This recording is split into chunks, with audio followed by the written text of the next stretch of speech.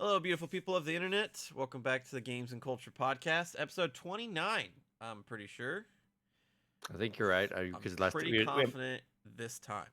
we did this skit before and it was 28, so that would Pretty relevant sure to it's 29. 29. Pretty sure. I'm betting Pretty on sure it. last episode was 28. But regardless, got a pretty decent sized show for you today. Lots in the news this past couple weeks. I'm not gonna lie to you. More of it's depressing. So here's where we are. Here's where we are. But Monster Hunter's out now. So there's everything is right in the world. For you. War has stopped. Famine has stopped. The world is right as rain because Monster Hunter Wilds is released. And this is saying Caleb lives under a rock. That's okay. It's a monster. It's a rock that is literally the Monster Hunter Wilds cover art. And I'm just the world is burning around him. He's like, That's cool. Monster Fine. Hunter. It's all good. I'm just out here killing a balloon animal. It's fine. For those that are far enough into Monster Hunter Wilds, you will catch that joke. And Nick will catch that joke whenever he gets to that point.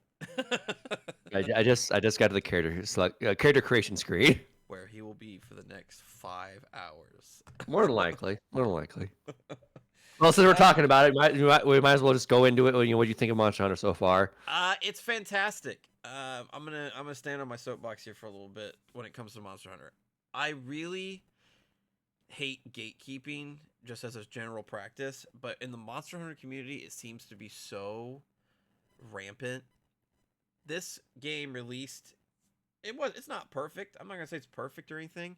Mostly like 8s out of 10s across the board. Nothing to be ashamed of. It's one of the highest rated games of the year already. Granted, we're only in February, but still. Of March now. Actually, we're in March now.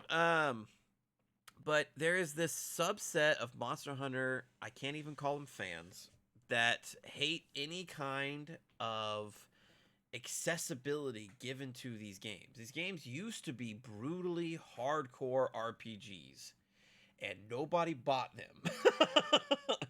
And slowly but surely, it's been gaining success, culminating in Monster Hunter World, which is Capcom's best-selling game. More than Resident Evil 4, more than Street Fighters 1 through 6, and all of the versions of 2. I'm pretty sure Monster Hunter World alone has outsold the entirety of the Street Fighter franchise. Possibly.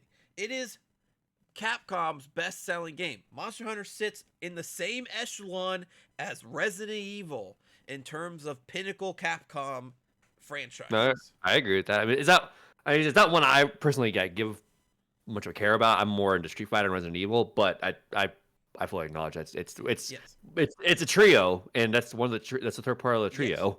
Yes. And the only reason why we've got this far is because they've made the games more accessible to people that have never played them. If I handed Nick, a person that's never played Monster Hunter, fucking Freedom Unite on the PSP, you would do one mission and fucking throw my PSP at me. I guarantee it. The game is horribly hard. Like, harder than Dark Souls hard. Like, yeah, no.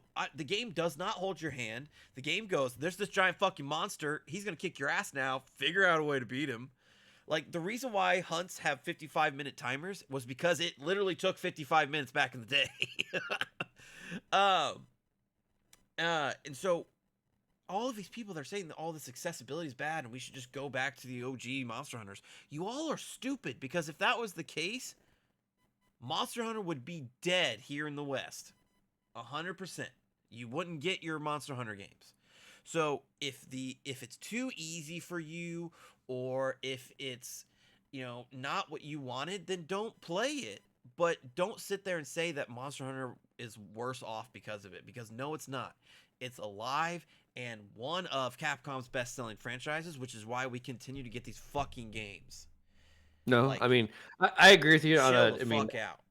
I'm not part of really Monster Hunter. I don't play it. I barely touched this one. It wasn't a game like I obviously I bought it since the character creation game, but it's not one I'm gonna invest a lot of time into. I know it's gameplay loop and it's not for me. But the same scenario with like Guilty Gear Strive. I prefer Xrd. I think the gameplay's better in it, but I understand what Strive has done for the franchise. Strive alone has outsold the rest of the franchise combined. And people hate on Strive because it did dumb down a lot of the mechanics and make things more accessible. But that was for the series benefits. That's what's Yes. going to be going forward. I As accept we that. will That's talk fine. about later in this fucking episode, if your game doesn't sell, that's bad. And and people are gonna get laid off, and studios are gonna get closed down, and franchises are gonna get put into the vault. If it's too dumb, if it's too streamlined for you, nothing's stopping you from playing the old ones. But don't shit on the new ones, because the only reason why we get new ones is because they're bringing in new players. Like, this is a problem that every mainstream live service game struggle with, is growth, bringing in new players. Monster Hunter's not had that problem for nearly 10 years now because of how good World is, how good Rise was, because a lot of people like to shit on Rise, and it's a very good game, and now how good Wilds is. Wilds is so much fun. I do think there are some broken mechanics. The new focus mode, which allows you to basically re-aim your attacks, is fucking busted for any veteran Monster Hunter player. But for newbies, it's going to be really helpful because it's going to make the game feel more satisfying. There's nothing worse than having a great sword and missing your true charge slash, which is like your biggest attack, and it takes a while to wind up. There's nothing worse than missing it. And now new players won't really have that issue because you can use focus mode and hit the monster. Um, It's a at the end of the day, Monster Hunter's a PvE game. yes, So who cares if someone has it easier? yes. What difference does it make? And you don't have to use focus mode. I find myself fucking remembering that it's there because I'm just so used to Monster Hunter that I don't need any extra mechanics. Give me my Yeah, I sword, mean, give me my shield, just point me in the direction of the monster. That's all I fucking need. yeah, And that's this good for you. I mean, game, more. I didn't know this even featured existing. I'm just starting the game. yes, I'm more likely going to use it. Now you describe what the thing is because I don't play these games. So yeah, it's gonna come in handy for you because the one of the great things that Monster Hunter has always done is the attacks have weight to them, yours and the yeah, monsters. And so when you wind up that attack, you're stuck in that animation. And so focus mode allows you to make sure that you're lined up as the swing is going in so that you hit the monster. It makes the game more gratifying for newer players. And it eases that barrier of entry. There's going to be stuff added to this game later on. They've already said that they're going to crank up the monster difficulty as we go on. Like, people just like to complain I mean, about stupid how shit. how long did World get updates for? A while, and same thing with Rise. Yeah, So World's this, got updates for years afterwards. Even after they introduce Iceborne as the like expansion, and same with Rise. After Sunbreak was uh, uh, put out, they continue to update the game with extra monsters and stuff like that. Wilds is going to be no different. They're gonna bring in Fatalis or Amatsu or some of these gigantic, like, world-ending threat monsters, like they always do, and there'll be plenty of difficulty for the players that want it, and a really fun semi-open world action RPG for the newer players that are just getting into the franchise. Like, yeah, it's just as simple as that. Do I think every change is a winner? No. I fucking hate the fact that you can talk to your Palico and he has a voice and actually has dialogue. That's fucking stupid. He's a cat. Like, what the fuck? I turned that shit off immediately. I hate the fact that he still has dialogue. I try to ignore it. But like, they're trying to do a bigger story this time around, which I appreciate.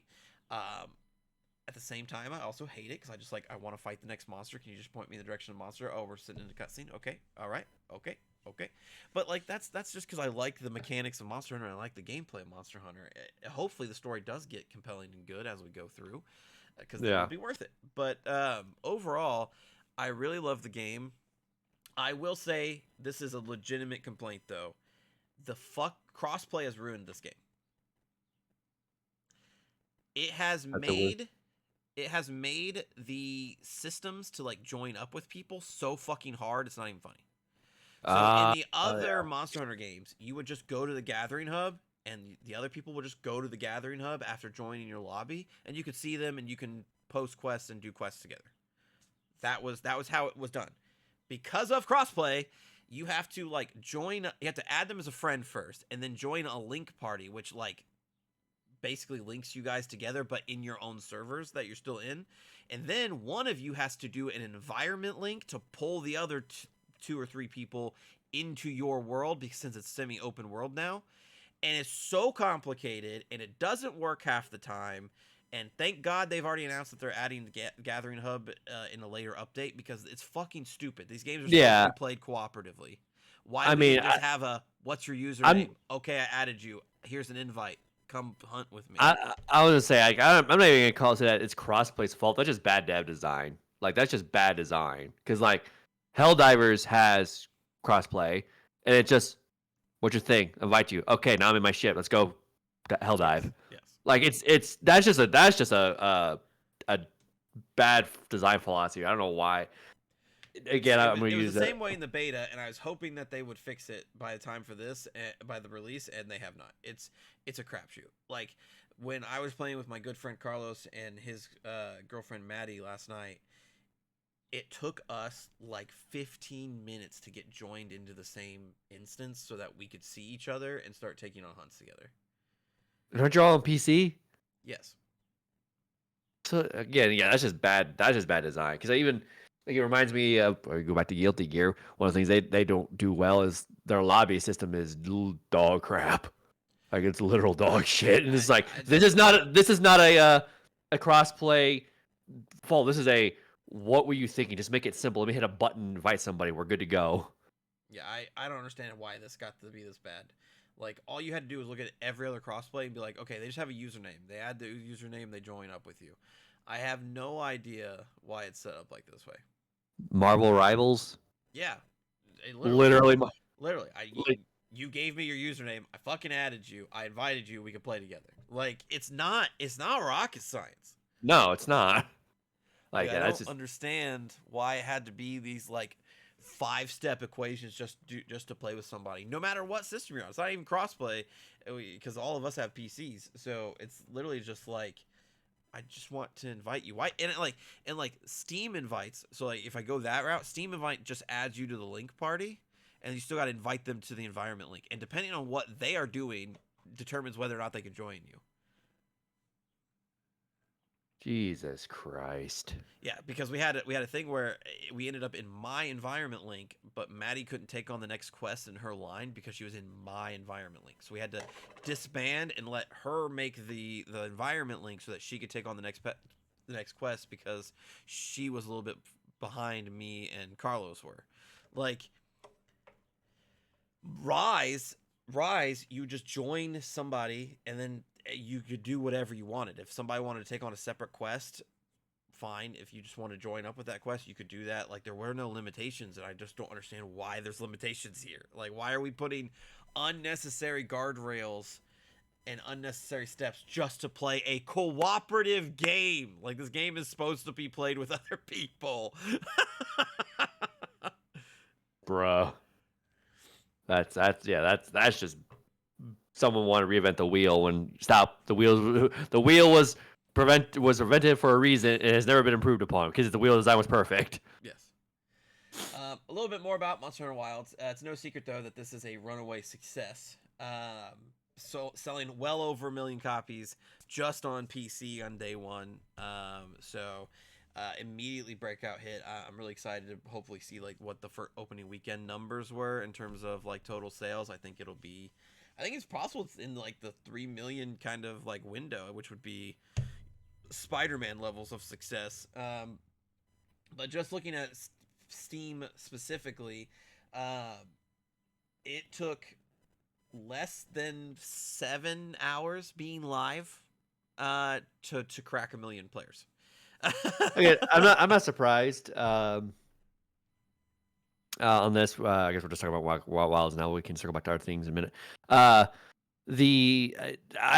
been saying that Wilds, if it's not for GTA 6, Wilds is a legitimate shot of being the best-selling game this year. Yes. If GTA 6 releases, all bets are off. That goes to that. But yeah, I'm not surprised. I mean, I saw the review count on PlayStation was actually slightly higher than Steam, which is weird. But I'm banking it's selling really well on PlayStation as well. Xbox was like 300 reviews. Like, we're there. Right now, if I'm looking at the Steam DB page, just looking at how many people are in the game right now.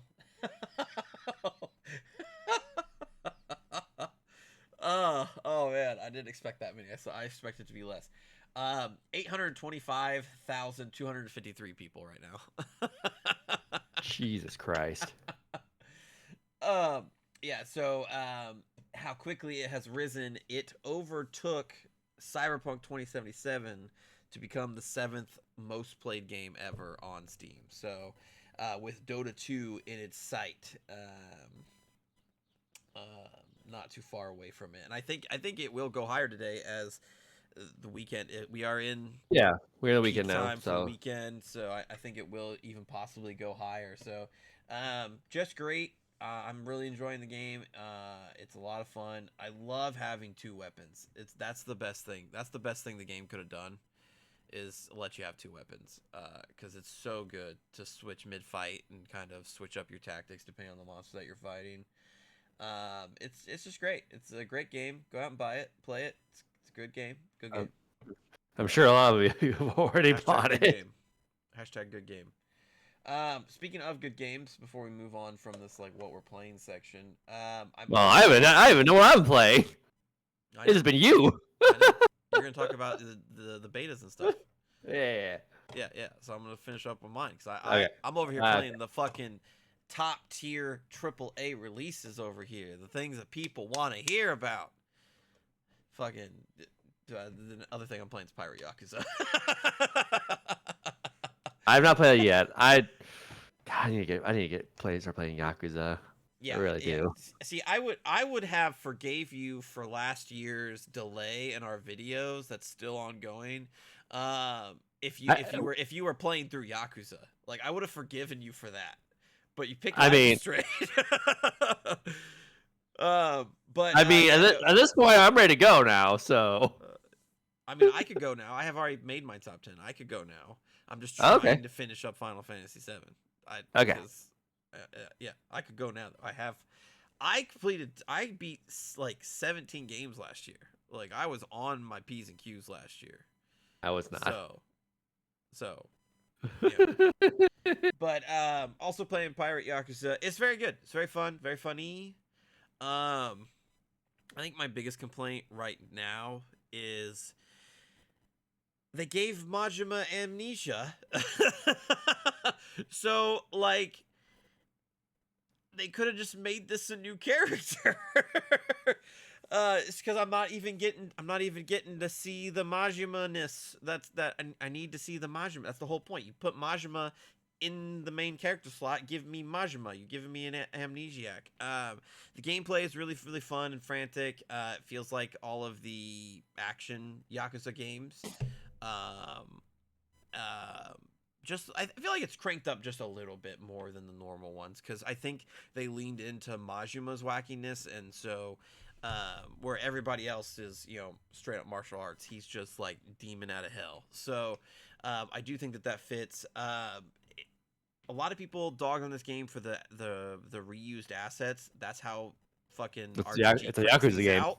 Yeah, that's how RGG cranks these out. So like, I don't give a fuck. The ship combat's pretty rudimentary, but it's still fun. Overall, I'm having a good time with it. I need to get more into the story because right now it just feels like I'm playing not Majima because I'm not, because he has amnesia. But it's a lot funnier than the other ones. I think this is canon. This actually is canon to the story. So I don't know if they're considering this Yakuza 9, but it is still canon, even though it's a spinoff, unlike Ishin. And so I think they're just kind of leaning into the spinoff to make it a little bit more wackier and crazier and fun, which is fine. I need that Yakuza story, because the things that the franchise does well is it balances the wackiness with this intense crime drama. And so you have a big moment of crime drama, you do some wacky shit to kind of like recover, and then you go back to the crime drama. I'm having no crime drama right now, so I need a little bit of that. especially coming off of Infinite Wealth. Since this game is a direct sequel to Infinite Wealth, especially coming off of Infinite Wealth, I need to have a little bit more of the crime drama. Can't wait to see Ichiban again though. Whenever he shows up in this game or the next game, because I love myself some Ichiban. But fine. Tell us what you're playing, Nick. It's not Monster Hunter, so like, who cares? I mean, I finished Silent Hill 2. That was the last game on my list to read through. So I'm ready to go. My list is now. I have a top 10 that I can do if I can't finish Monster Hunter. Not Monster Hunter. Sorry, Freudian slip. If I can't finish Final Fantasy soon. Possibly. But yeah, I finished that. So my list is ready to go. I'm locked in. Then I'm playing Marvel Rivals. Playing Fortnite. And the bigger news this week, Cowboy Bebop made its way into Fortnite, and that's the important thing this week. I had to get that little dig in there. It just is. That's all I have to say. Talk to me when Ichiban gets added. That's all I care about. I mean, who knows? The sky's the limit with Fortnite. I did pick up. Someone wanted to point out that I did pick up a PlayStation Portal. Oh yeah, yes. I have it right here. It's playing Monster Hunter, as you can see. Let's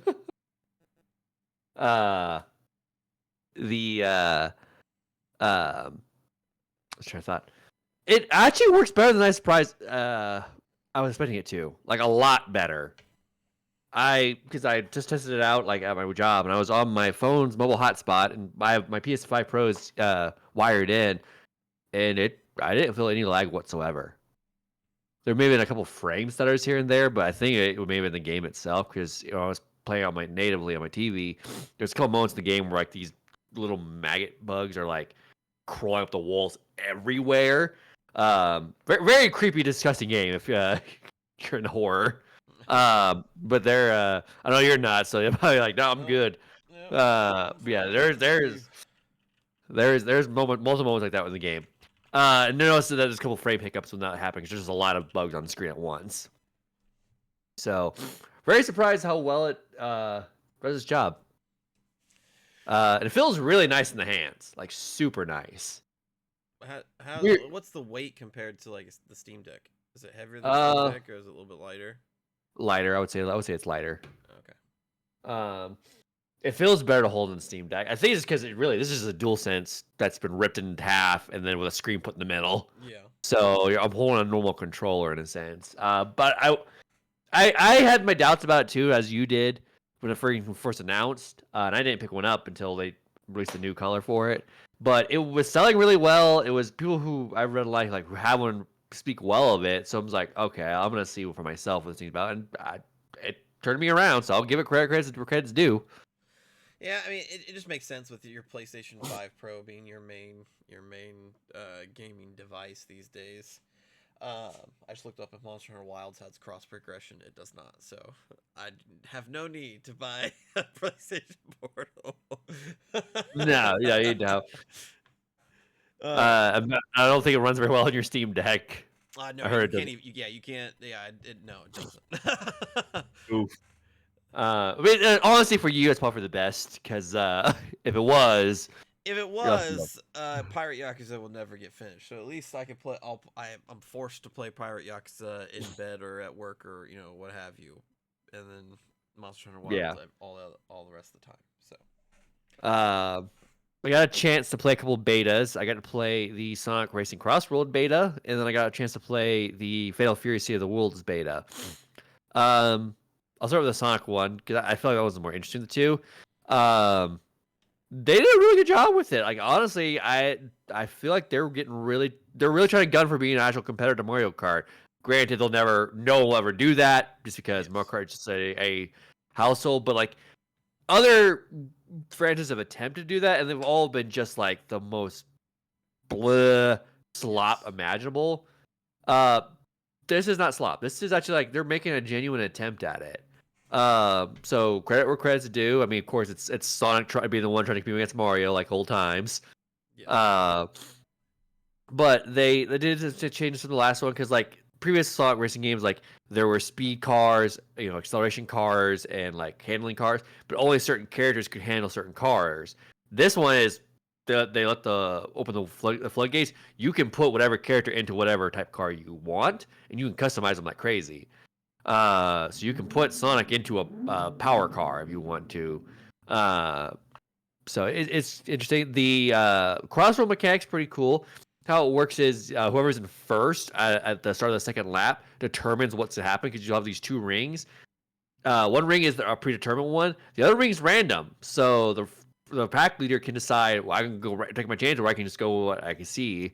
And you spend one lap in the alternative world, and you go back to the track on the third lap. Oh, okay. They did some really good remixes of a lot of the track. Like they have Metal Harbor from Sonic Adventure 2. They have the classic, that end stage sound. Yeah. When you finish the race. From you couldn't play every character, but you could see every character slot, and it was gonna be like 28 characters at slot launch. That's pretty good. That's pretty good. Yeah. The only negative thing I would say about it is I felt like it was like Mario Kart's chaotic, but there's still an element of like if you're good at Mario Kart, you'll still be good. This feels like super chaotic. Like it's hard to really get going because items are flying everywhere. Yeah. So if they could just maybe tone it back a little bit on the items, I think they'd be in a good spot. All right. Well, good. Another win for Sonic. I mean, that's good. That's good for him. I will say I think I'm a little bit worried about this game because Mario Kart 9 has already been announced. It seems like it's going to launch with the Switch. I think they said that this one's coming out later this year. Yeah, it will be butchered by Mario Kart 9 because it's no secret that the Sonic racing games, even with Mario Kart being their main competition, they still do sell best on Nintendo consoles. That's where the families and the kids are. That are clamoring for Sonic as a franchise. So if I mean they need to be watching that Nintendo Switch reveal direct on April 2nd, and then picking a release day around it. I mean, a month away. If you pick early enough in the year, you might be able to avoid a lot of that and get some sales. But if you release, I would say within the same month, you're not going to get anything. Yeah, no, you'll get ran over. Nothing will stop Mario Kart 9's path. Yeah, I would even double down a step further and be like, if you can release during the summertime, you're golden. Far away, you might get some people that are like, I want to play a kart racer. Mario Kart 9's not out yet. Let's give this new Sonic one a try. But if you're anywhere near Mario Kart 9, you're gonna get ran over. Like definitely. Yeah, I hope they release it better. But I mean, the game seemed to be in good condition, so maybe the release is closer than we think. Yeah, because I'm fair to venture that probably every launch Switch 2 is coming with Mario Kart. Like everybody's going to be buying that game. Yeah, they're not. I mean, granted, how much money I was gonna say they're not gonna pack it with the game, the system. Yeah, they're gonna make. I'm saying everybody that's buying a Switch 2 is also buying Mario Kart 9. Yeah, depending on what's released. I mean, so it seems like Pokemon. We'll talk about it here in a little bit, but Pokemon ZDA is probably releasing with the Switch 2. Metroid Prime 4 is a likely candidate for the Switch 2. So I figure people are probably going to pick one of those single player games and Mario Kart. And walk out the door with their Switch, with their Switch 2. So it sounds like Sonic Racing's got something good for it.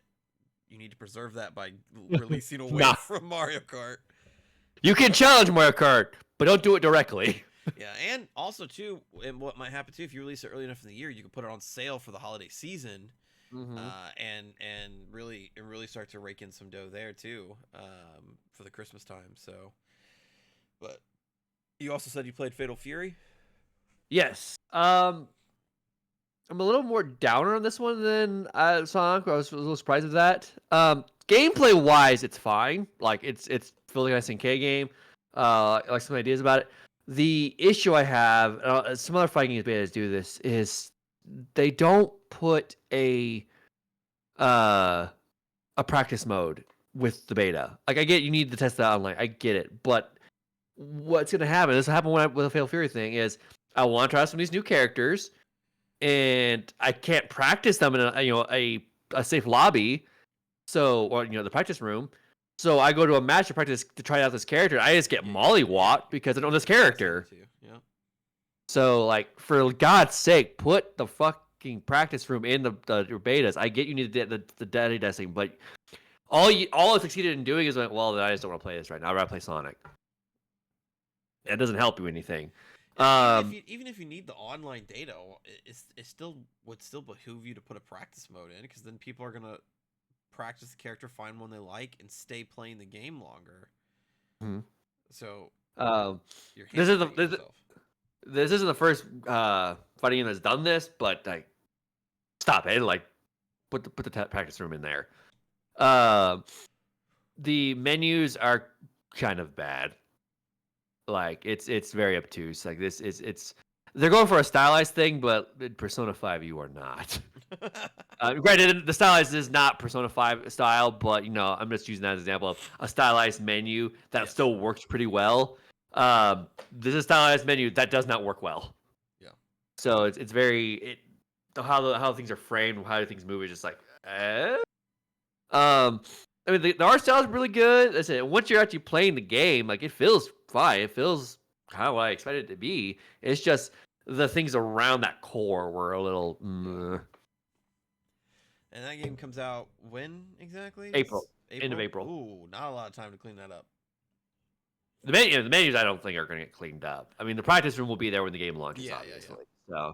So the menus, there ain't really much you can do about that at this point.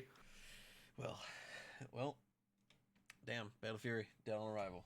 Nick said it. You heard it. Everybody started. I don't think it's dead on arrival, but Let's get into some news. We'll go ahead and start with Pokemon Presents, I guess. Start off with some good. Or do I want to save that for last? Because everything else we have today is depressing. Okay, we'll save Pokemon for last because everything we have else is depressing. Let's start off with the light depressing. It was announced earlier this week that PlayStation Plus announced their March games. And in all honesty, pretty stacked lineup. It's a good month for your PlayStation Plus subscriber. It's a good month to be a PlayStation Plus membership. You're getting Sonic Colors Remastered, solid game. Teenage Mutant Ninja Turtles Cowabunga Collection, classic Teenage Mutant Ninja Turtle games across the NES and SNES, and the big one, Dragon Age Veilguard. Fuck.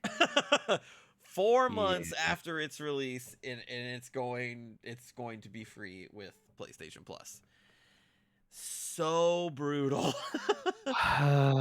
Like, this sucks. This genuinely sucks. Yes. The game did not deserve its fate. As I said before, I hate gamers. I don't consider myself a gamer because this is what you people do. Like you these gamers bashed on a game that did not deserve it. Is it a perfect game? No, of course it's not. There's no such thing as a perfect game. Would I give it 10 out of 10? No. But like it didn't deserve the flack it got, and people like spreading. Oh, this game's actually a pile of dumpster fire, when it wasn't. No. So word of mouth for it was pretty bad, even though it was a good game. And now it's on PlayStation Plus 4 months after launch. Yes. Fucking abysmal series of events for Dragon Age Veilguard. It's a solid game. It's an above average game. Like it truly is. Is the writing cringy sometimes? Absolutely. Does the combat feel repetitive at times because some enemies are kind of spongy? Absolutely. Is the story not as good as the other Dragon Age games? Yes. And these are all fair criticisms, but that does not make it a bad game. Like, this is a solid 7.5, 8 out of 10 game that was well worth my time, well worth Nick's time. Had some really good character moments. Not every character moment was good. I'm not going to say that, but there were some that were really, really compelling. The final act of the game is really exciting, harkening back to the golden age of like the suicide mission on Mass Effect 2. Like, there were lots of good elements about this game, and the sentiment around the game being woke and DEI and fucking just bad were just it was uncalled for and unwarranted because this game is legitimately good. Like it's a good game. So to see it on PlayStation Plus 4 months after launch is just crazy. I mean, I hope Sony cut them a good check for it, which I'm banking they did. Yeah. I'm fairly certain these things work on a basis of, they basically get some royalties for every download they get. So if you haven't played it yet, download it, Yes. try it out, start it up. It's At I least mean that helps to buy. it's a solid game. It's a solid game. Yeah, If you've got some time in between your big games of the year for you, I know this spring is pretty stacked in terms of shit. Because I mean, I thought March was a like a weak month, but then I remembered that Xenoblade Chronicles X Remastered comes out this month, and I was like, fuck Christ. And then next month is South of Midnight and Claire Obscura. So like, fuck, spring is loaded. I get that, and then fucking Doom in May. Fuck, spring is loaded. But if you've got a PlayStation Plus membership on your PS5, and you've definitely download this one, add it to your library, play it when you've got some downtime. It's a solid game. It's a solid game, that people just literally talked so bad about that nobody wanted to play it. And thanks, I gamers. assure you that it was not a failure because it wasn't live service, despite what fucking what's his face says. The CEO of EA. He's a fucking idiot. Andrew Wilson. That's his name. Yeah. Fuck that guy. Open Well, invitation to answer questions on the Games and Culture podcast. speaking of idiot CEOs, WB. Oh my god. Jesus fucking Christ. So I like to set the stage here. About 2 weeks before this recording, news broke that the Wonder Woman game was in some sort of development hell. We didn't cover it because we didn't cover it. They had said that the budget had already ballooned past $100 million, and it was nowhere close to being finished. And at one point, the creator director that started the game left, and they had to bring in a new one. So definitely the hallmark signs of development hell. Well, this week, they took it out of development hell. Warner Brothers, in a massive shakeup, cancels Wonder Woman, closes Monolith Studios, who previously had done the Shadow of War line of games and the Fear games, who was working on Wonder Woman, closed down. Storied Studio, closed down. Player First Games, who did Multiverses, closed down. And then WB San Diego, which was a support studio, and they were closed down. Massive amount of layoffs here. The full numbers haven't been released. Monolith was big enough where it was probably approximately around 200 people. Player First was 75 people, and nobody knows how many people worked at WB San Diego. So anywhere between 300, 400 amount of people laid off here as these studio closures hit. And in a move that surprises fucking nobody, WB really didn't have a whole lot to say about it. In their announcement, spokesperson provided, quoting the Polygon article here about it, the following statement: "We have had to make some very difficult decisions to structure our development studios and investments around building the best games possible with our key franchises: Harry Potter, Mortal Kombat, DC, and Game of Thrones. After careful consideration, we are closing 3 of our development studios: Monolith Productions, Player First Games, and Warner Brothers Games San Diego. This is a strategic change in direction and not a reflection of these teams or the talent that consists within them. The development of Monolith's Wonder Woman video game will not move forward. Our hope was to give players and fans the highest quality experience possible for the iconic character, and unfortunately, this is no longer possible within our strategic priorities. This is another tough decision, as we recognize Monolith's storied history of delivering epic fan experiences through amazing games. We greatly admire the passion of the three teams and thank every employee for their contributions. As difficult as today is, we remain focused on and excited about getting back to producing high quality games for our passionate fans and developed by world class studios and getting our games business back to profitability and growth in 2025 and beyond. So, crock of shit.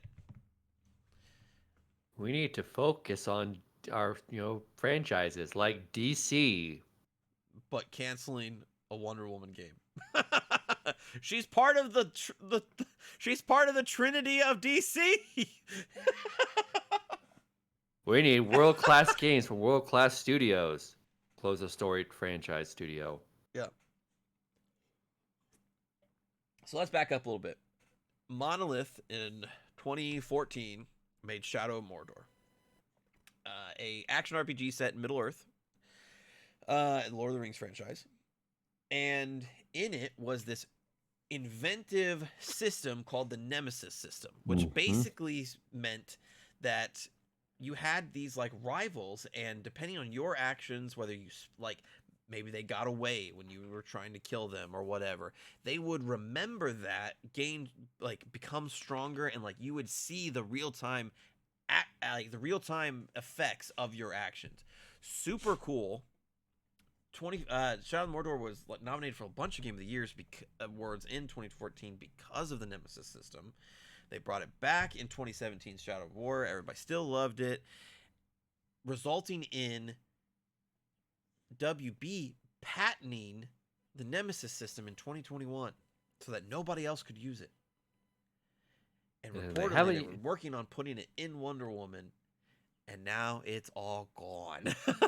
It's not even like that, because apparently reports were they were looking to evolve the system too, because they would have the Nemesis system. Because the Nemesis system in a Wonder Woman game makes sense, but also you can see someone get stronger, an enemy get stronger, but you also turn that enemy into an ally using the Nemesis system. Yes. That makes perfect sense for that character. How does this not make it to market? Everything sounds like it would be working. Like, I understand the game was a development hell, but part of me figures like this is a development hell because of upper management. I mean, possibly. I mean, look what happened to Suicide Squad. All of this stuff is happening because of Suicide Squad. Suicide Squad was such a monumental failure that WB now is, I think they're in a position where they cannot right the ship. No, they can't, because WB also thought that they saw Suicide Squad and thought this could be $1 billion franchise. When the immediate reaction when everyone first saw the state of play was, this looks like a fucking train wreck. Yeah, and then also let's look at the franchises they pulled out to really hone in on. Harry Potter makes sense, one of the largest franchises out there. 2022 Hogwarts Legacy, 2023 Hogwarts Legacy was the best-selling game of the year, so makes sense. Mortal Kombat, very popular franchise, even with all of its problems, makes sense. DC, yeah, that fucking makes sense. DC is huge. James Gunn has come in, and it seems like the DC movies and stuff are going to go in the right direction. So, as we've seen with Marvel, lots of love will follow. And Game of Thrones, a franchise that's been gone for like 7 years, and people don't really care ended about it anymore. badly, and people kind of like don't care about it anymore. Okay. Again, these CEOs are morons. In fact, David Zaslav, the CEO of WB, has been running WB into the ground for years. Yet they keep giving him bonuses and keeping him on. Like, these morons fail upwards. Yep. And everything is worse out for it. Like, how?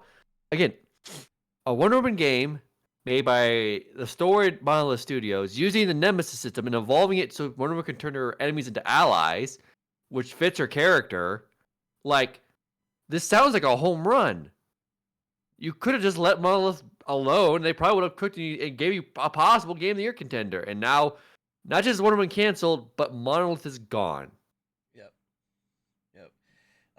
JB Perret, the CEO and president of Global Streaming and Games for Warner Brothers Discovery, said in an email obtained by Polygon, they blamed a disappointing 2024 for the company's game division, saying that it would focus on 4 franchises going forward: Harry Potter / Hogwarts Legacy, Mortal Kombat, DC, in quotes here, primarily Batman when it comes to single character led games, but may include select opportunities as the new DCU gets built, and Game of Thrones. Okay, no one cares about Game of Thrones. So they're hedging all of their bets on Batman specifically for DC. You can have So really, you can make more. Harry Potter, Mortal Kombat, Batman, and Game of Thrones. Okay, no one cares about Game of Thrones anymore. You can have more characters than just fucking Batman. Yes. Like, does Marvel put all their eggs in the Spider-Man basket? No. There's an Iron Man game being developed by EA Motive. There's Captain America Black Panther game being developed by EA as well. Wolverine's in development. Spider-Man 3 got some news this week. Like, I didn't even know it did. Yeah, so a quick aside, Yuri Lowenthal basically confirmed that Peter Parker's going to be in Spider-Man 3. I don't know why anybody thought he wasn't. Peter Parker can't rest. He can't rest. He can't have peace. He is one of the Spider-Men. Like, what? Yeah. What? But anyways. yeah, and like, there's more characters. Like, well, let me continue down the out of touch stream with our friend JB Perret here.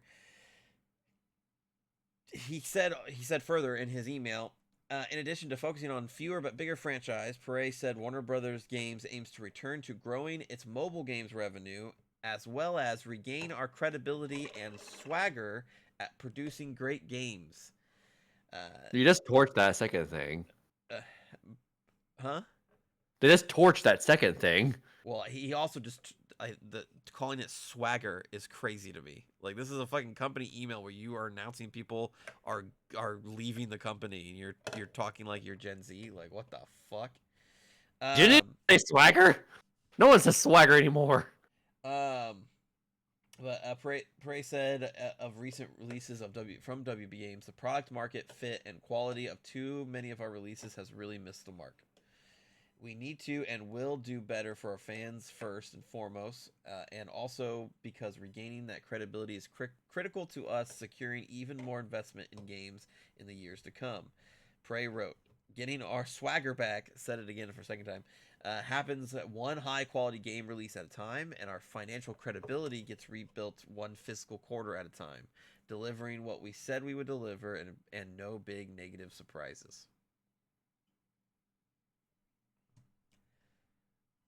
How did you not know that Suicide Squad was going to be bad? Because they thought it was going to be $1 billion franchise. I know. And then Multiverses, all of us fans said, no, it's not. The Multiverses, like, they monetized that game to hell. Like, it was obtuse how it was insane how bad it was monetized. Like, in Mortal Kombat, it was rushed at the door very clearly. Like, they don't know what the hell they're talking about. No, it's just, again, DC has been like this. For WB has been like this for a while, because there has been other things like they let Joker Folie à Deux, be released in the theaters. And how insanely bad that movie is. That Looney Tunes movie that Kodo vs. Acme, I think it was called, like, tested very well. We're gonna see the light of day because they scratched it for a tax write-off. Even though the movie does sound pretty fun. Yeah. Like, again, I don't understand why David Zaslav is still at the top of the company. He's clearly running into the ground. I wonder if we're gonna start to see some IPs leave Warner Brothers. For the best. I mean, it's because if they're in the financial straits this bad, like, I think the next thing is selling off IPs. Like, if they're not going to use the Looney Tunes, sell them off. Sell them to somebody better. I mean, it hasn't brought up, but what happens to WB if Superman fails? Like, James Gunn Superman movie coming out. What happens then? Everything's riding on that. Yes. So here's what I would say. if Superman fails, I think they will be fine because there's another Batman movie in the works. But if that one doesn't go well, then they're fucked. Well, they also have a Supergirl movie in the works now too. It's gonna be out before the Batman one. But to me, everything rides on Superman. I don't think it's gonna fail. I actually was impressed with that trailer they showed. Yeah, I really liked that trailer. I really like that trailer. So I don't think it's gonna fail, but God help them if they do. If it does. Well, and there is a world too. You know, you and I are both fans of comic books and pop culture and stuff. You and I both have our representations of what Superman's supposed to be. Will that resonate with the average moviegoer? Because a lot of people, like comic book fans like myself, saw Nathan Fillion's Guy Gardner and went, "Fuck yeah, Guy Gardner." But a lot of casual moviegoers went, "Who's this fucking goofy ass lunatic guy? What the fuck?" There is a world where the movie can review well with true fans, but also fail with casuals. Like there is a world where that happens. Yeah. So it's not all black and white. I mean, I think like if we're looking at James Gunn's career specifically, Guardians of the Galaxy was a love letter to fans of the Guardians, like drawing off of a lot of major storylines in those comics, but also it was a fun enough and funny enough and wacky enough movie where average moviegoers went in and had a good time. So, you know, there's a lot riding on it, and you're absolutely right. I don't know where they go from there. I think Superman fails, they release Superwoman, or they don't, and for tax write-off, I think the next, no matter what, I think the next tentpole release, do or die, is Batman 2. Possible. It's just this whole thing's a mess, and it starts at the top because WB's been interfering with DC with the old DC Universe movies. They were interfering from there. They thought Rocksteady should make a fucking Suicide Squad game. I thought it was gonna build our franchise. They rushed Mortal Kombat out the door. They made Multiverses a microtransaction hellscape. Like, oh yeah, this is a toxic problem with just American capitalism at this point. Is these dumbass CEOs who are completely out of touch and don't know what they're talking about, just fail upwards and just and things just continue to get shittier and shittier and shittier. Yeah, because I mean, make no mistake, with the exception being like some Europe, most of these studios that are having the biggest problems are here in the States, and Ubisoft, but like a lot of these studios are having these issues are in the States. Japan, they're raking in money right now. I mean, I think Bandai Namco laid off some people last year, but like not as many as have been laid off in the United States alone in the first 2 months of the fucking year. So pretty fucking sad. Let's talk about some more layoffs. Marvel Rivals. We've talked about it a lot because we like it a lot. Love me some Marvel Rivals. Nick and I are going to have an interesting discussion on this part of the video, so this will be fun. It was announced last week that some devs on the Marvel Rivals teams got laid off here in the United States. One of the creative directors, seemingly for the game, announced on Twitter that his team was being laid off. And there's a little bit more to it. From what it had sounded like, the whole Marvel Rivals team had been laid off. That is not the case. It was a smaller support studio here in the United States, comprised of about 6 people that were laid off as part of Netease's divestment out of international markets. Over the last few years, they have rapidly expanded internationally. They have a majority stake in Quantic Dream in Europe. They have few investments in China as well. They had a few investment studios in Japanese markets. And then they also had some studios here in the States as well. And they're just kind of pulling back out of it. Very, very Capcom-esque from the early 20 aughts, where Capcom invested a bunch in Western studios. Then we released the updated Bionic Commando, and then Capcom went, "Oh, this was a bad idea," and they pulled out and closed a lot of those studios, refocused on their key franchises, and now we're in a Capcom renaissance where literally they fucking can do no wrong, seemingly. So it is a practice that has been shown to be successful, um, but still sucks that people got laid off. That is never an excuse for it. Last year, after releasing Visions of Mana, NetEase closed Aoka Studios, the Tokyo studio that did it. And so this just seems to be another step in that. They got rid of these people that were mostly working on environmental designs and stuff. It wasn't because of any success related metrics, because right after that they announced that Marvel Rivals had hit 40 million players. So definitely not anything to do with success or not. Still sucks. But yes, so NetEase kind of pulling out of international markets in terms of investing in studios and stuff. Yeah, I don't give a fuck what their excuses were. This is stupid. I genuinely do not give a fuck. This is stupid. You brought up Crackdown Community. Those games didn't do well. Marvel Rivals is a runaway success. So all the message was sent was, game fails, you get laid off. Game is runaway success, you get laid off. So why the fuck would anyone want to work in this industry anymore? Because if that's the end game, who gives a shit? So if this is how it's gonna be, then we get the slot we deserve. This is fucking stupid. Shame on NetEase for doing this. Like, it makes me not want to play the fucking game, honestly. I don't have that viewpoint. I'm not gonna stop playing the game.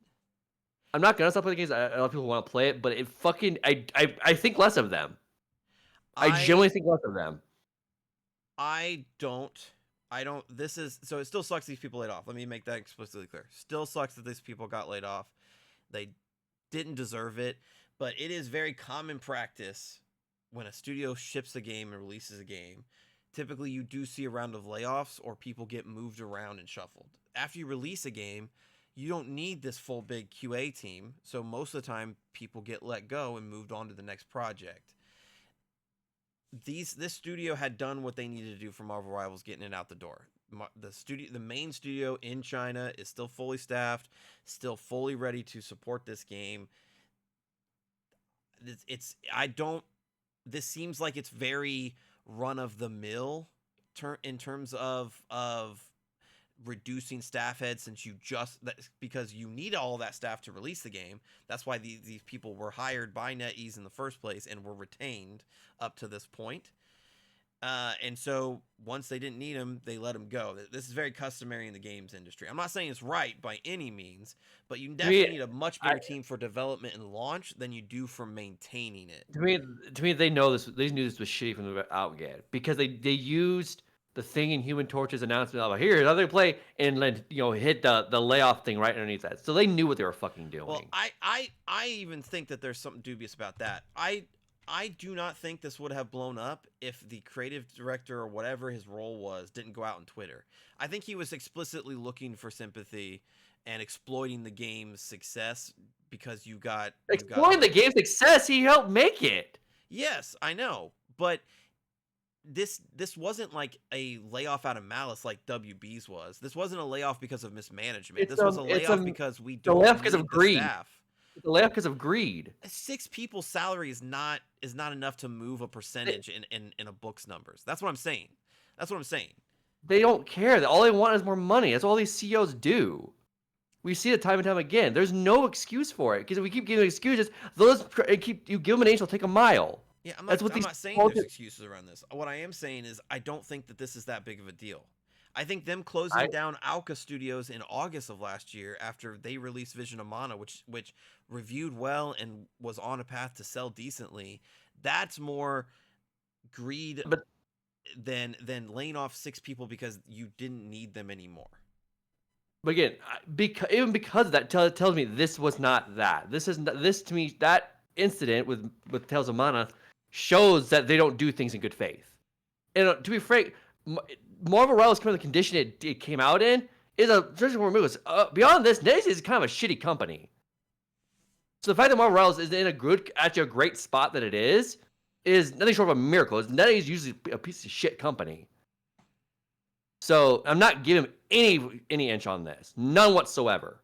Yeah, I just don't view it the same way. These people were gonna get let go regardless, whether they were divesting or not. These people were gonna get let go after a period of time, anyways, because their role had been fulfilled. But again, you said co-creative director. Well, other people was like lead level designer. These are not. I think he was just the creative director for the studio. He wasn't for Marvel Rivals. I think he was just the creative director for that small studio that was helping them. We didn't agree because this to me is very. No, I'm not giving them a leeway on this. It's scummy to me. It's you helped someone. These people helped you. When you give them, yeah, you don't have a job anymore because I need more money in my bonus. And these CEOs do it in every fucking where.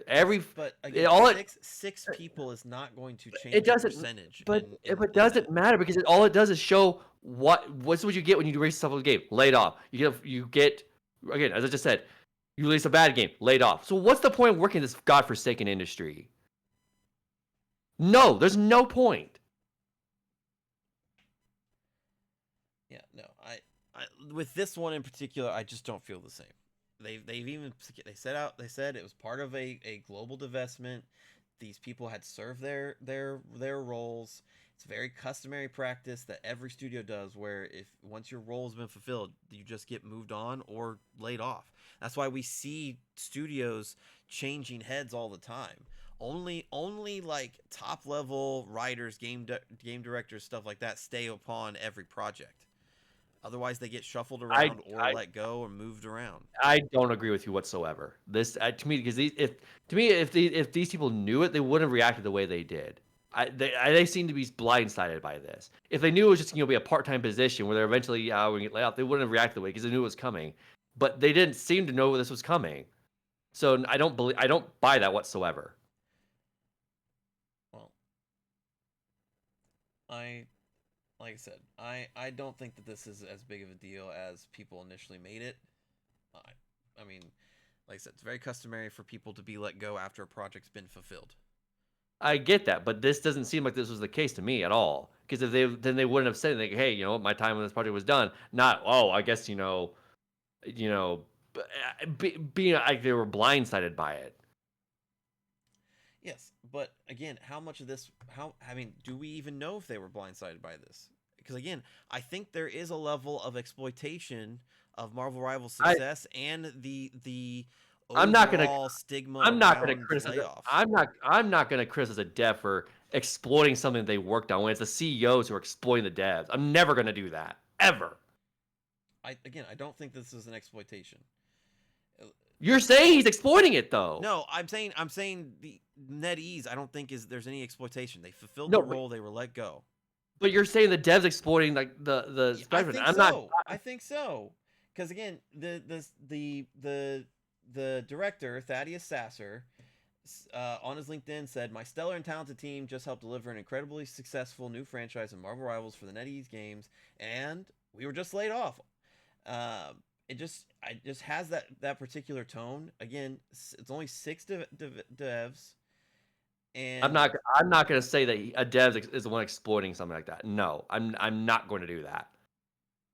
Yeah, and again, Netease said in their official announcement, we recently made the decision to adjust Marvel Rivals' development team structure for organizational reasons and to optimize development efficiency for the game. This resulted in a reduction of a design team based in Seattle that is part of a larger global design function in support of Marvel Rivals.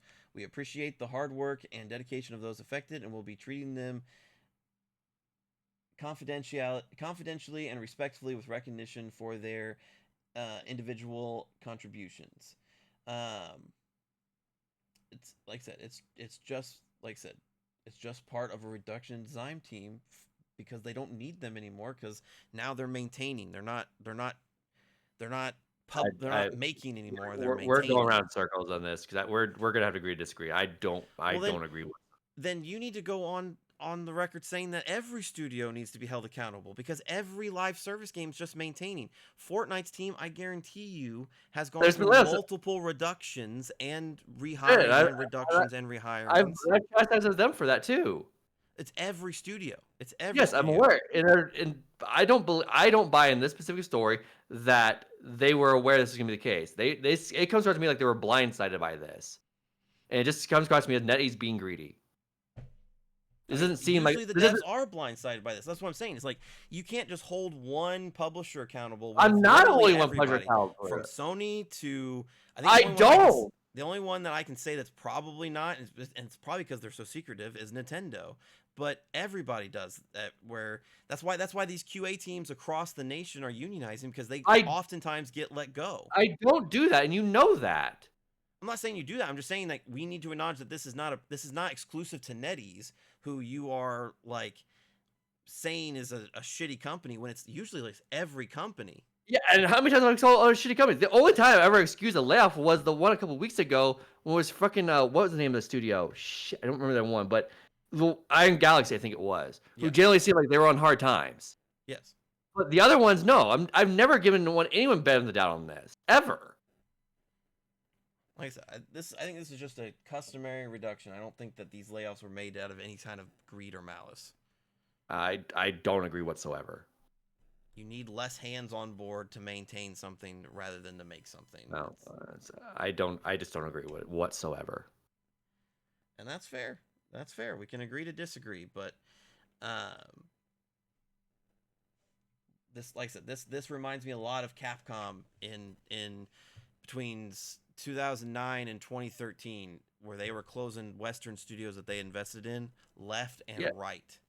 Yeah, but again, Because they those they were studios that were failing. Marvel Rivals is not failing. there not all of them were failing. Not all of them were failing.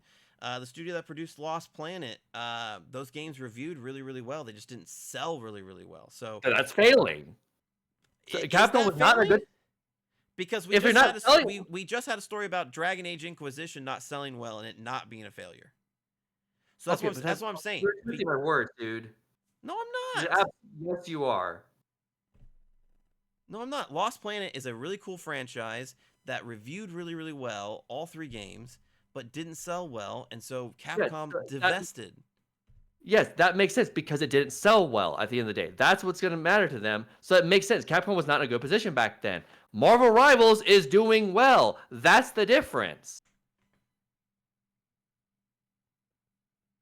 Agree to disagree, because I keep saying that. Yes, in the seventh generation of consoles, Capcom was doing well with other franchises, just not their Western ones.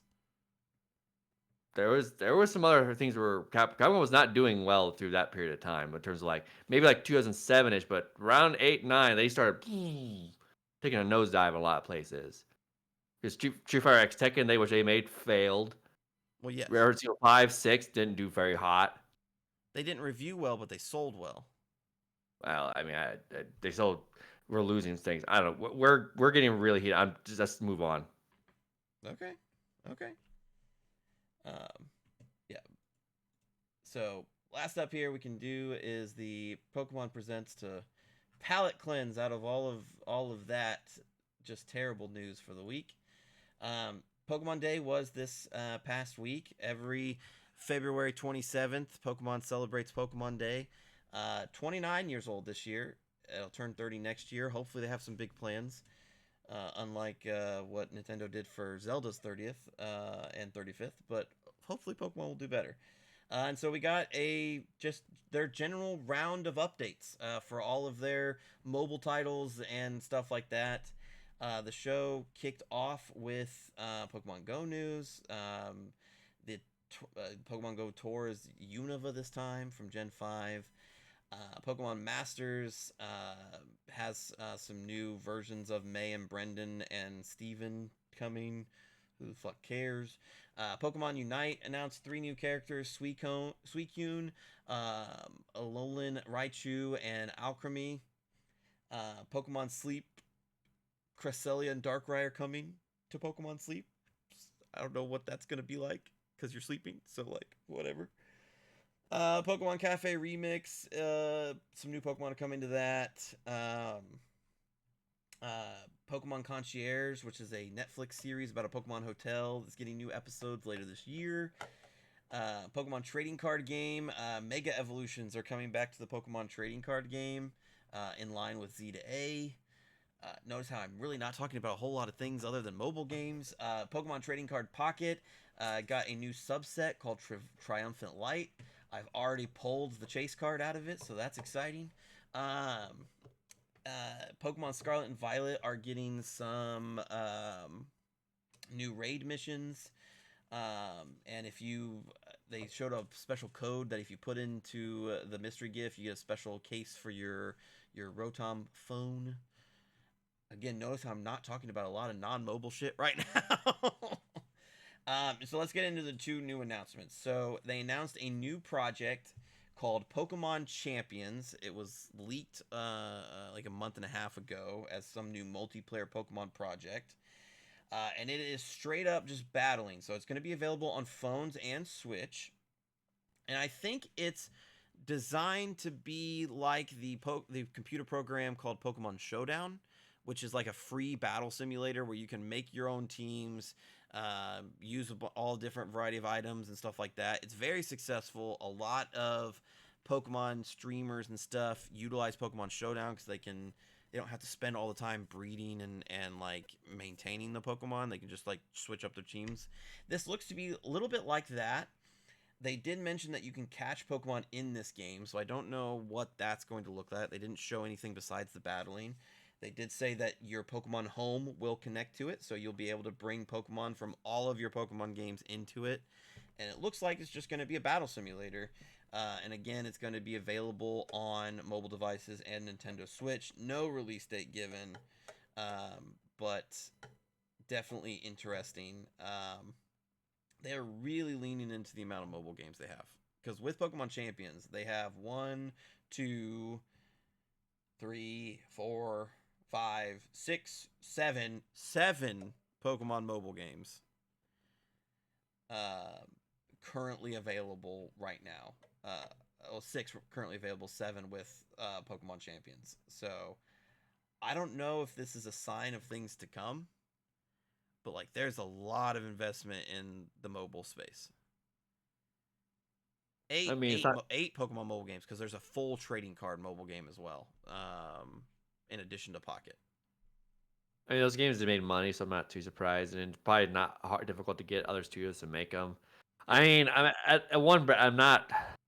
okay with them not announcing a whole lot in terms of like mainline stuff or console games, because I mean, ZA is coming out. They did show stuff for that. I mean, I didn't even know this thing was happening until you texted me that it was happening. Yeah, they do it every Pokemon Day. I didn't even know February 27th was Pokemon Day. Mm-hmm. So I had no clue. But the ZA, and I'm to be fair, I'm glad they didn't announce Gen 10, because after Scarlet and Violet shit the bed, they need to take their time with Gen 10. And also, I'm fairly certain, isn't 2026 the 30th anniversary of Pokemon? Yes. So you just save it for that year. Cool thing, a little bit of an update.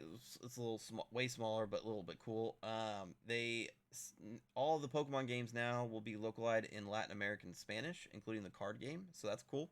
So that puts up the number of languages available in Pokemon series games up to 10. So very, very cool. And lastly, they showed off more information and more footage about Z to A. Takes place in Lumiose City in the Kalos region. We already knew that. What gen was that? I don't remember. What generation was that? Gen 6, X and Y. Gen 6. So Pokemon Z to A. They announced the starters: Chikorita, Tepig, and Totodile.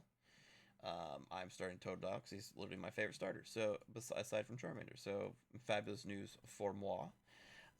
You start off on a sightseeing tour of the city where an urban redevelopment plan is currently underway to shape Lumiose into a place that belongs to both people and Pokemon. It is this is at some point. This is at some point set in the past.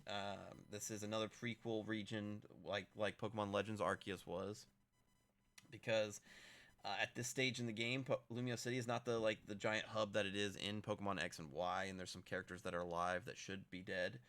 So it sounds like we are going to be uncovering the past of Kalos that was teased in X and Y.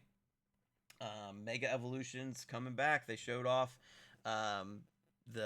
they showed off a bunch of Mega Evolutions. Lucario, both the Charizards, Gardevoirs, Absols. So that original line and some more, all shown off. It's very heavily rumored that your starters will have Mega Evolutions as well. So my boy Feraligatr getting a Mega Evolution, possibly. That's not been confirmed, but that's what the rumor is. Makes sense because in Legends Arceus, your starters had Hisuian forms. So it makes sense that they would do something special for the starters in Z to A. The biggest reveal for Z to A was the gameplay. So like Legends Arceus, battles take place in the real world that you're playing in, but unlike Legends Arceus, they are not turn-based anymore. It's a very active time battle style, very reminiscent of Xenoblade. I think that's how you compared it earlier, where you're moving around using attacks. The attacks go on cooldown instead of using up the traditional PP. And you got to command your Pokemon to move out of the ways of the enemy's attacks as well, and the enemies can move out of your attacks as well. So something that is really outside of Pokemon. They did it a little bit within Legends Arceus where you as the player were dodging attacks and stuff, but this now goes to your Pokemon as well. Interesting. I actually wasn't very fond of Xenoblade's combat, so I'm not sure how I feel about it. But I also kind of get that the Legends is becoming like the experimental version of the franchise. So okay, we'll see. I also think that they're trying to use Legends as a vehicle to tell more in-depth stories as well.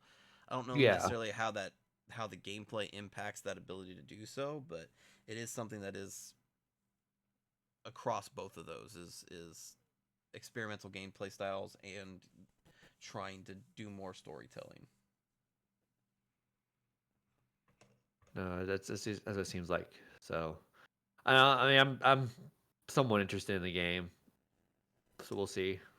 Yeah, we'll see. I really just need to see more footage of it. They did not show off a whole lot, even though that was the star marquee announcement. It was only like 5 minutes of stuff. So it's just so hard to say. Pokemon Scarlet and Violet put such a bad taste in my mouth for the franchise as a whole that I am now, for the first time, skeptical of a Pokemon game. And so trailers look good. That's fine. I got to see the game actually working. I mean, that's fair. I mean, granted, I'm assuming the Legends team again. So Legends was good. So I'm not gonna hold Scarlet and Violet's weight against it because I don't think it's the same team. I mean, I'm gonna hold Scarlet and Violet's weight against Gen 10 when that eventually comes around because that's gonna be the real like test. Like, you can't fuck this up again. Yeah. I still think though that Scarlet and Violet's cause for apprehension does still apply here. No, that's fair. That's fair. Just because it's definitely the same art style. It's definitely Yeah. the same engine. And Yeah. so, No, I get that. So, and this does feel a lot more like Arceus because like there's zones that are like blocked off. You can't just freely explore Lumio City. But like if it's loading in all of Lumio City, we're gonna have a Scarlet and Violet situation again where like textures don't load properly. Shit looks And more likely, in comparison to Scarlet and Violet, I would imagine that Luminous City is going to be very populated with NPCs and stuff to do. You'd hope There's so. You'd hope so. Those type of things are usually CPU heavy. I don't think the Switch has a very strong CPU. You'd hope so. I mean, so I don't know. Here's the thing. I don't know that they promised this game on Switch. I don't know that they didn't promise this game on Switch. So they promised on Switch. So no matter what, it's released on Switch. So So yeah, this is a possibility where this game plays best on Switch 2, but it also I mean, I think it'll like be a gets question held for back next. by the original Switch. I think the next month will be a question answering thing for a lot. I think because we'll find out how exactly the Switch 2 is capable of boosting Switch 1 games. Yeah. So will it have like a cross gen version, like a Switch 2 specifically made version, or just Switch 1 backwards compatible on Switch 2 and a boost basically. Yeah. Um, I'm very curious. They'll probably announce that in a month or so. So Yeah. I'll have to wait. We didn't But get a release date for ZDA. The English stuff said 2025 still, but the Japanese trailer said fall 2025. So yeah, it's probably going to be out before Black Friday, as per the Pokemon tradition. yeah, I can see that. I can see it being a November game.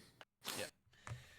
Um, and so possibly not a launch title, but a launch window title for Switch 2, depending on how that goes. But yes, that is the news. Lots of stuff happened. The video game industry just needs to do better as a whole. I can't imagine how it feels to be Monolith Studios this week, in particular. Like, player first games sucks. Kind of Kind of written on the expected. wall. Yeah, kind of written on the wall. San Diego not having a game underneath them, possibly expected, but Monolith. I mean, you have a storied history, put out some banger games, and nobody's safe. So, um, just really sucks, and it's not going to get any better. I fear. Maybe it will. Maybe it will. Maybe all we need is positivity, and it'll get better. But I don't. I'm not relying on that. So, um, hopefully it will get better. Oh, I should not have clicked on that link. Holy shit. Oops.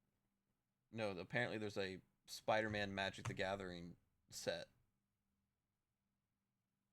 Oh, well, rip your wallet. I guess I'm a Magic player now.